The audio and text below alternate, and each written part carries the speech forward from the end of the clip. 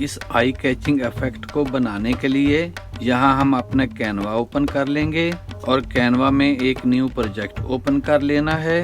आपके पास अगर Canva pro नहीं है तो फिक्र की कोई बात नहीं है, आप कैनवा प्रो 1 मंथ के लिए फ्री भी यूज कर सकते हैं। यहाँ कैनवा में लेफ्ट साइड में एप्स पर क्लिक करेंगे और सर्च में टाइप ग्रेडियंट लिखकर सर्च करेंगे।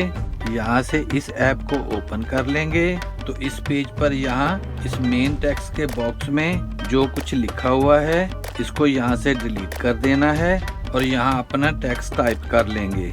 मैं यहाँ लंदन टाइप कर रहा हूँ, आप यहाँ कुछ भी टाइप कर सकते हैं। यहाँ से आप अपनी मर्जी का फॉन्ट चेंज कर सकते हैं। फिर टेक्स्ट के ऊपर इन पॉइंटर्स को स्ट्रेच करके इसको किसी भी एंगल में कहीं पर भी एडजस्ट कर सकते हैं और यहाँ नीचे से आप इसके कलर को भी चेंज कर सकते हैं। मैं यहाँ से इसका कलर थोड़ा थोड़ा चेंज कर लूँगा, आप इनको कोई भी कलर दे सकते हैं। तो फिर अपडेट एलिमेंट्स पर क्लिक कर देंगे और अगर आपने कोई चेंजिंग करनी हो या कुछ और कलर ऐड करने हो तो आप यहाँ से मजीद कलर ऐड कर सकते हैं। फिर अपडेट एलिमेंट्स पर क्लिक कर देंगे।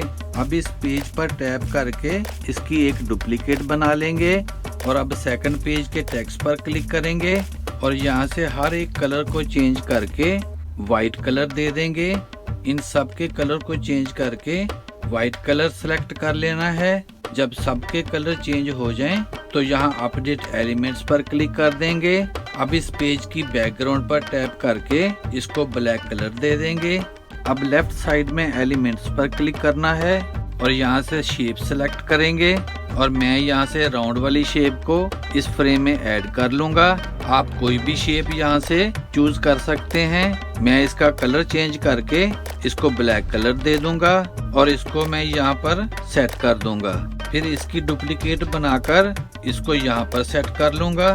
एक और डुप्लीकेट बनाकर इसको यहाँ पर सेट कर दूंगा और इसके साइज को भी इंक्रीज कर लूँगा। फिर इस शेप की डुप्लीकेट बनाकर इसको यहाँ पर सेट कर दूंगा और इसकी एक और डुप्लीकेट करके इसको यहाँ पर रख दूंगा। आप इन शेप को कहीं पर भी सेट कर सकते हैं। फिर ऊपर शेयर पर क्लिक करेंगे, फिर डाउनलोड पर क्लिक करेंगे और यहाँ से सेकंड पेज सिलेक्ट कर लेना है और इसको डाउनलोड कर लेंगे। फिर फर्स्ट वाले पेज पर टैप करके इसको भी डाउनलोड कर लेंगे। जब ये दोनों फाइल्स डाउनलोड हो जाएं तो यहाँ पर एक न्यू पेज ऐड कर लेंगे और यहाँ पर फर्स्ट टेक्स्ट वाली पिक्चर जो हमने डाउनलोड की है उसको यहाँ ड्रैग कर लूँगा। इसके साइज को इंक्रीज करके इसको इस पेज में फिट कर लेना है। फिर बैकग्राउंड रिमूवर टूल को यूज करके इसकी बैकग्राउंड रिमूव कर लेनी है। फिर ऊपर एडिट पर क्लिक करेंगे, फिर शेडोज को सिलेक्ट कर लेंगे और यहाँ से ग्लो को चूज कर लेंगे।